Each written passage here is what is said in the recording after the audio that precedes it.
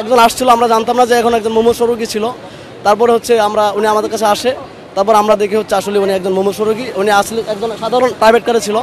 তখন আমরা বুঝতে পারি যে সাধারণ প্রাইভেট কারে ওনাকে নেওয়া যাবে না, অনেকে আমাদের উপর মানে আক্রমণ করতে পারে, কারণ অনেকে আমরা ছাড়তেছি না। যদি এভাবে ছেড়ে দিই তাহলে অনেকে হয়তো আমাদের উপর আক্রমণ করবে যে ওনাকে কেন ছেড়ে দিচ্ছেন।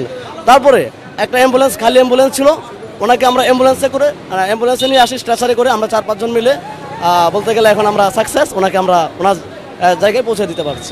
অসুস্থতার ক্ষেত্রে আমরা ডকুমেন্টস দেখতে চাই। প্রথমত তারা যদি কোনো হাসপাতালের কোনো প্রেসক্রিপশন দেখাতে পারে এবং রুগী যদি স্বয়ং নিজে উপস্থিত থাকেন তাহলে আমরা সাইড করে দিই। যেমন এইমাত্র যে অ্যাম্বুলেন্সটি গেল তিনি হচ্ছে ক্যান্সারের রোগী।